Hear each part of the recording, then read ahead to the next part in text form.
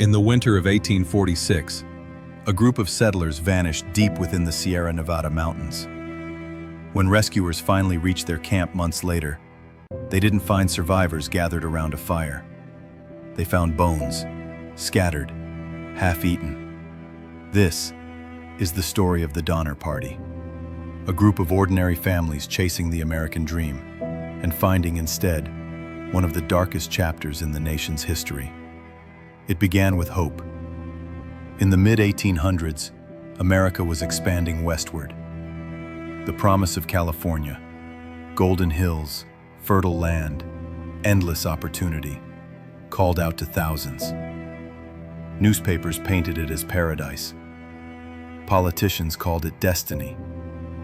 And for families like the Donners and the Reeds, it felt like the chance of a lifetime. They sold their homes, gathered their savings, and packed everything they owned into wooden wagons.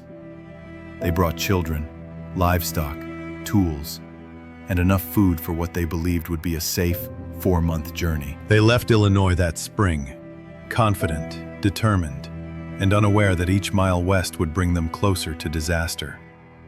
They weren't soldiers or explorers. They were farmers, merchants, mothers and fathers, dreamers who believed hard work could build a better life.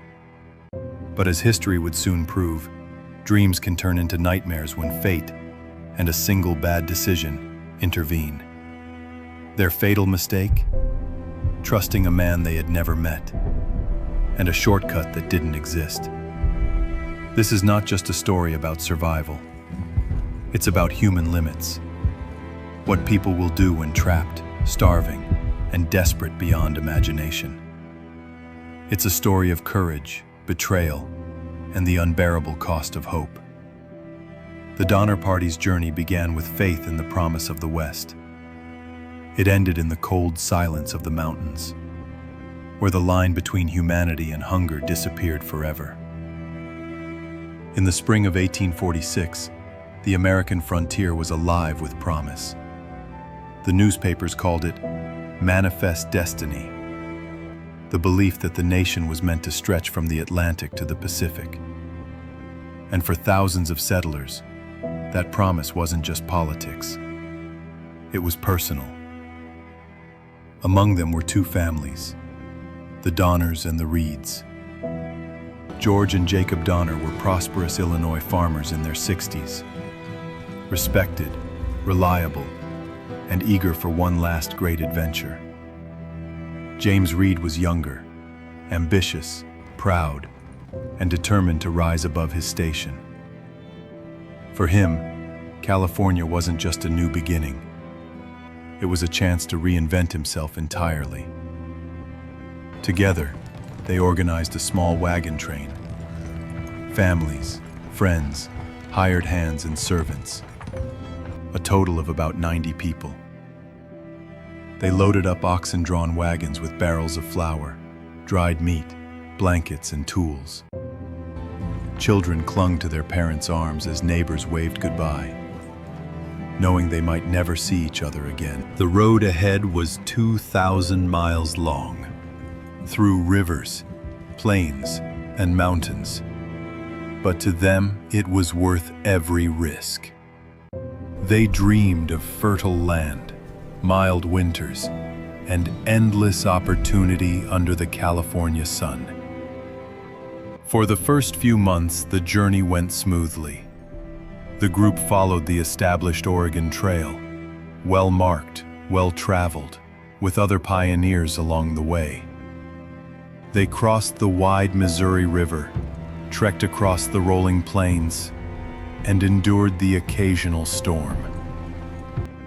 There were births, laughter, and even celebrations under the open sky. Each morning, the horns of oxen echoed like music of hope. But as summer approached, so did the tension.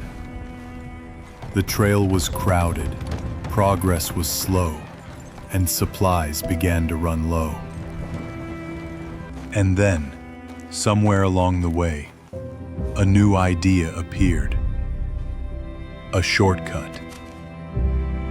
Word spread about a new route discovered by a man named Lansford Hastings. He claimed it would cut hundreds of miles off the journey to California. His book, The Emigrant's Guide to Oregon and California, promised an easier path, one that would save both time and hardship. To the weary travelers, it sounded perfect. To men like James Reed, it sounded like opportunity, a chance to get ahead of the other wagon trains, to reach California faster. What they didn't know was that Hastings had never actually traveled the full route himself. The so-called Hastings Cutoff was not a shortcut. It was a death trap waiting in the desert. By late July of 1846, the Donner Party had reached Fort Bridger, a small trading post at the edge of civilization. It was here that fate caught up with them. Waiting for the travelers was a letter from Lansford Hastings himself, the man who promised a quicker, easier path to California. In it, Hastings urged them to take his newly discovered route through the Wasatch Mountains and across the Great Salt Lake Desert. He called it a fine, level road. He claimed it would save them hundreds of miles. But Hastings was not a guide. He was a dreamer, and a reckless one. He had never led a full wagon train through that path. In truth, he had no idea how deadly it really was. Still, the letter was persuasive. For ambitious men like James Reed, it sounded like destiny knocking. He argued that the shortcut would put their group ahead of everyone else. First to claim the best land in California. Others hesitated. The route was untested, and the season was already turning late. But in the end, the promise of a faster road won. The Donners, the Reeds, and about 80 others broke away from the main trail, trusting a stranger's words over the wisdom of those who stayed behind. Their decision would become one of the most tragic mistakes in American history. The Hastings Cutoff began deceptively well. The scenery was beautiful. Rolling hills, clear streams, and open sky. But soon, the trail grew narrow, tangled with trees, and almost impassable. For weeks, the pioneers hacked through thick brush, dragging wagons by hand, inch by inch. Oxen died from exhaustion, wheels snapped, tempers flared. When they finally emerged from the mountains, what awaited them was far worse. The Great Salt Lake Desert, a stretch of blinding white emptiness that seemed to go on forever. Hastings had claimed it was only 40 miles across. In truth, it was more than 80. For 5 brutal days, they trudged through salt and sand under a burning sun. Their animals collapsed one by one, tongues swollen, eyes glassy with thirst. Water barrels dried up. Families abandoned wagons, supplies, even heirlooms, anything to survive. At night, the children cried for water. By day, the desert answered only with silence. When they finally reached the other side, they were broken. They had lost more than 30 oxen, several wagons, and nearly half their food supply. The shortcut had cost them precious time, weeks, not days, and winter was now dangerously close. Behind them lay a wasteland of sun-bleached bones. Ahead of them, the towering peaks of the Sierra Nevada, still hundreds of miles away. But the worst was yet to come. Because while they believed they had survived the hardest part, the true horror was waiting. High in the mountains, where snow would soon fall and never stop. By the time the Donner Party reached the foothills of the Sierra Nevada, it was October 1846, far later than any wagon train should have been there. The mountains loomed ahead, steep and silent, their peaks already dusted with snow. They were exhausted, half-starved, and behind schedule by nearly a month. Still, they pushed on. They had come too far to turn back now. Each morning the frost bit harder. Each night the wind grew colder. But the settlers kept believing that if they could just cross the mountains, they'd find the fertile valleys of California waiting on the other side. Then, in late October, the first snowstorm came. It started as flurries, light, harmless. But within hours it became a blizzard. Snow fell for days, piling higher than the wagon wheels, then higher than the wagons themselves. The mountain pass ahead, Truckee Pass, near what is now Lake Tahoe, vanished under more than 6 feet of snow. The Donners were trapped. The oxen couldn't move. The wagons froze in place. The trail, their only route forward, was gone. Some tried to push through anyway. Men waded waist-deep in snow, searching for a path. But the drifts swallowed them whole. It was useless. They built makeshift shelters, cabins of pine logs sealed with mud and cloth. The Donner family camped a few miles behind the rest, near a small frozen lake that would one day bear their name, Donner Lake. At first, they still believed rescue would come. They rationed what little food remained. A few sacks of flour, dried meat, coffee, and scraps of bacon.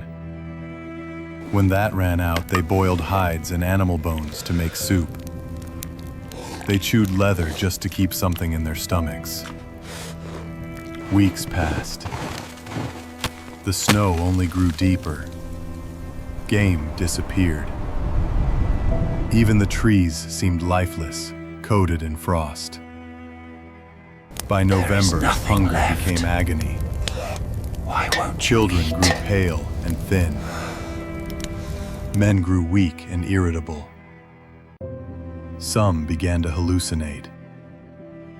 And then, death arrived. An old man died quietly one night, his body too weak to fight the cold. Then a child. Then another. The settlers buried the bodies in shallow snow. Rest in peace, my until dear even one. the ground froze too hard to dig. We will remember you always. After that, they could only cover the dead with blankets of white and whisper prayers through chattering teeth. The mountains showed no mercy. Every sunrise brought another death. Every sunset, another day without rescue. Inside the cabins, the air smelled of smoke, fear, and despair. Mothers tried to comfort their children, singing lullabies through tears. Fathers stared into the flames, wondering how long they could last. By December, 2 months into their imprisonment, one terrible truth became impossible to ignore. There was no more food, no help on the way, and no way out. In that silence, cold, endless, and absolute, a decision was made. A handful of the strongest would try to walk out on foot. They would cross the mountains themselves and find help, or die trying. They called themselves the Forlorn Hope, and what they would do next would shock the world forever. By mid-December 1846, the world outside the Donner camps was buried beneath more than 10 feet of snow. Inside the cabins, the last scraps of food were gone. The oxen had been eaten, the hides boiled, the bones scraped clean. Even the leather from belts and shoes had disappeared into the pot. So 19 people, 15 men and 4 women, made a final, desperate choice. They would leave the camp and try to cross the mountains on foot. If they succeeded, they would bring help. If they failed, the others would at least die knowing someone had tried. They called themselves the Forlorn Hope. Before dawn, they strapped on makeshift snowshoes carved from ox yokes and rawhide. They carried a few scraps of meat, a little flour, and the faint hope of salvation. Behind them, families wept, not knowing it would be the last time they'd ever see each other alive. For days, the group struggled upward through snowdrifts as high as their shoulders. Blizzards blinded them. Their clothes froze stiff against their bodies. Every step was agony. And yet, they kept going. By the 6th day, their food was gone. They tried to eat bark, pine needles, even their own rawhide bindings. When one of the men, Jay Fosdick, collapsed and died, the group hesitated, torn between grief and hunger. For hours, they sat in silence, staring at the body in the snow. Then, someone whispered what everyone had been thinking. If they didn't eat, they would all die. And so, in that white, frozen wilderness, please deliver us from this the suffering. line between survival and morality Give us strength vanished. to endure. They cut small pieces from the dead man's body, cooked them over a fire, and prayed for forgiveness. It was unthinkable, and yet it kept them alive. Over the next few days, more died, frostbitten, delirious, or simply too weak to move. Each time, the living made the same impossible choice. They wept. Then they ate. When the storm cleared, only 7 remained. Their faces were hollow, their eyes empty. They had walked more than 100 miles through snow and starvation. Finally, they stumbled into a small Native American village. Weak. The people there, horrified by what they Bring 'em saw, closer to fed the and fire. sheltered them. We have warm blankets. Those survivors would lead rescuers back to the mountain, to the camps still trapped beneath the snow. Meanwhile, back at Donner Lake, the suffering had grown beyond words. Weeks turned into months. Families were dying faster than the snow could bury them. Those who remained faced the same unbearable truth the forlorn hope had faced. To survive, they would have to eat the dead.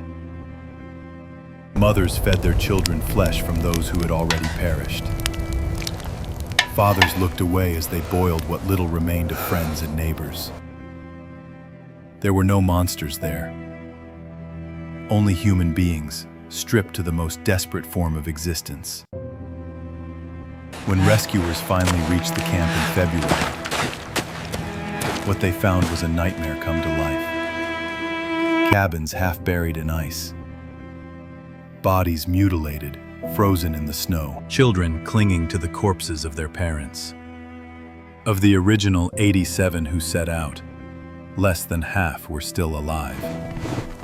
And even those survivors would never escape the memories of what they had done to endure.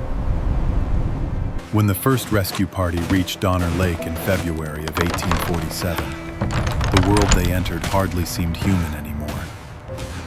Silence hung over the camp, broken only by the creak of trees beneath heavy snow. Inside the cabins, what they found defied comprehension. Frozen bodies lay half-covered in rags. Children stared blankly, too weak to speak. And in the corners of the dark rooms were the remains of those who hadn't made it. Bones stripped clean. Flesh cooked over makeshift fires. The rescuers wept. They gave what food they could and carried the living down the mountain. But the horror had only begun. 3 more rescue missions would follow over the next 2 months. Each one returned with fewer survivors and darker stories.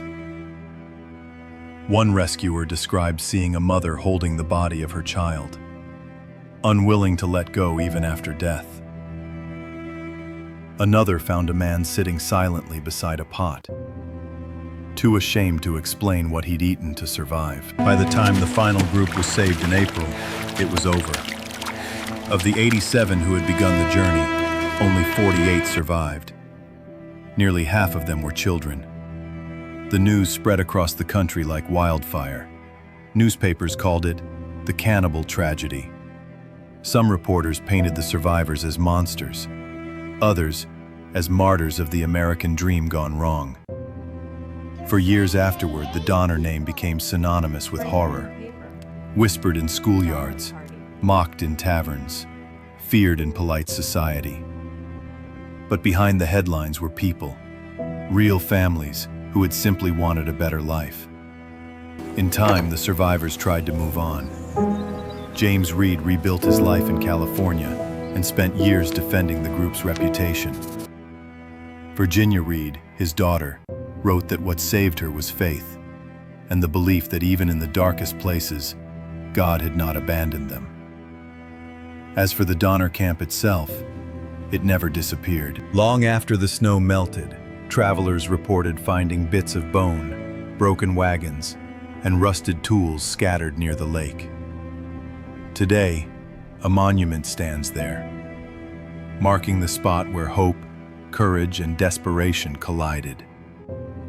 The Donner Party is remembered not only for what they did, but for what they reveal about us. How thin the line truly is between civilization and chaos, between moral certainty and survival at any cost. When stripped of food, warmth, and hope, what remains of humanity? That question has haunted historians for more than a century, because the Donner Party wasn't a story about savages in the wilderness. It was a story about ordinary people. People like us, who made one wrong turn and found themselves face to face with the impossible. In the end, the tragedy of the Donner Party isn't just about death, or cannibalism, or the cruelty of nature. It's about what happens when dreams outrun preparation, when ambition blinds judgment, and when the will to survive forces humanity to confront its darkest self.